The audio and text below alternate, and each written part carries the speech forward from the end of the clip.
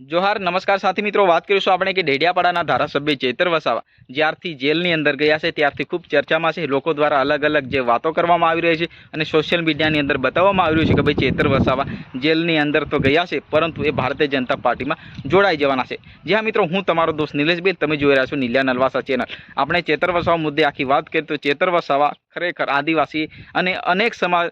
જે ઓબીસી સમાજ હોય, માઇનોરિટી હોય કે પછી એસટી સમાજ, દરેક સમાજ માટે જે ચેતર વસાવા છે એ અવાજ ઉઠાવતા આવ્યા છે અને ક્યાંક ને ક્યાંક ચેતર વસાવા જ્યાં જ્યાં અત્યાચાર, ભ્રષ્ટાચાર અને અન્યાય થતો હોય છે એના ખિલાફ લડી લેવાના મૂડમાં એ દેખાઈ આવતા હતા। પરંતુ ક્યાંક ને ક્યાંક ચેતર વસાવા જે રીતના ચેતર વસાવાના જ વિસ્તાર એટલે ડેડિયાપાડા વિસ્તારમાં જે ખેડૂત સાથે અન્યાય થતા એ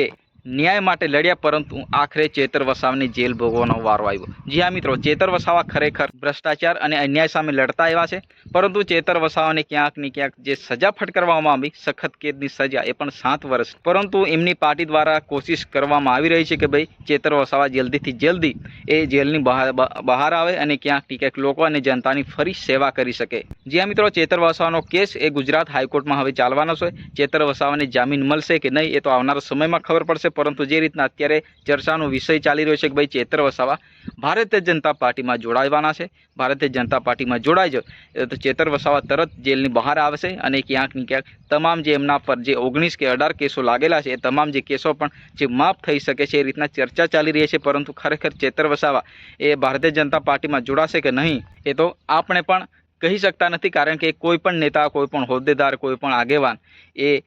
એમની કોઈ ફિક્સ પાર્ટી રહેતી નથી। એ ગમે ત્યારે ગમે તે ટાઈમે એ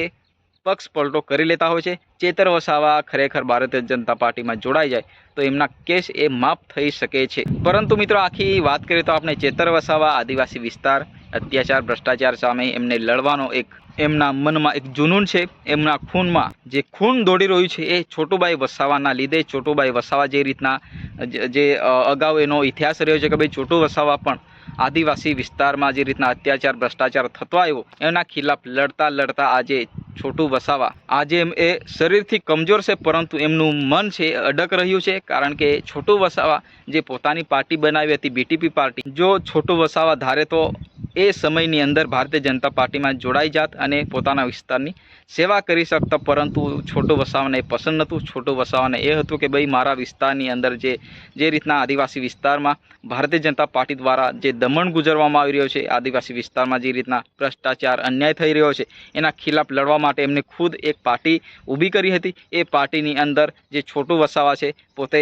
ઇલેક્શનમાં ચૂંટાઈને ડેડિયાપાડા હોય, ઝઘડિયા હોય કે પછી નર્મદા, ભરૂચ જિલ્લામાં પોતે એક શાસન, એક રાજ ચલાવ્યું હતું, પરંતુ છેવટે એમની પાર્ટી પડી ભાંગી, કારણ કે એમના કાર્યકર્તાઓ બીજી પાર્ટીમાં જોડાઈ જતા એમની પાર્ટીમાં એક બંગાળ પડી ગયો હતો। એ જ પાર્ટીમાં જે ચેતર વસાવા હતા અને ચેતર વસાવા ખરેખર છોટુભાઈ વસાવાના હાથે રાજનીતિ શીખીને આજે ભારતીય જનતા પાર્ટીમાં એટલે બીજેપીના શાસનમાં એ પોતે છોટુ વસાવાની જેમ વિરોધ પક્ષના નેતા તરીકે અત્યારે કામ કરી રહ્યા છે। જ્યાં જ્યાં અત્યાચાર, ભ્રષ્ટાચાર થતો હોય છે ત્યાં જે ચેતર વસાવા છે એ સરકાર સામે પણ લડી લેવાના મૂડમાં અનેક વખત આપણને જોવા મળતા હોય છે। ખરેખર જે નર્મદાની સેશન કોર્ટ દ્વારા 7 વર્ષની સખત કેદની સજા તો ફટકારવામાં આવી છે, પરંતુ ચેતર વસાવા જે પોતે જેલમાં જતા પહેલાં કહ્યું છે કે ભાઈ મને ન્યાય પ્રણાલી પર ભરોસો છે, જે ન્યાયતંત્ર જે ન્યાય અપાવીને રહેશે, એ રીતના એમને એક વાત મૂકી હતી। અને ખરેખર ચેતર વસાવા સચ્ચાઈની સામે ગમે પાર્ટીની તાકાત હોય, ગમે પાર્ટીની આખી સેના ઊભી કરી દે, પરંતુ સચ્ચાઈની જીત એ નિશ્ચિત હોય છે। લોકો દ્વારા કહેવામાં આવી રહ્યું છે કે ભાઈ ચેતર વસાવા એ જીત મેળવીને જ રહેશે। જી હા મિત્રો, તમને વિડીયો પસંદ આવ્યો હોય તો વિડીયોને લાઇક ઠોકો ને ક્યાંક ને ક્યાંક ચેનલને સબસ્ક્રાઈબ કરી નાખો। ફરી મળીએ નેક્સ્ટ વિડીયોમાં, ત્યાં સુધી જય હિન્દ, વંદે માતરમ।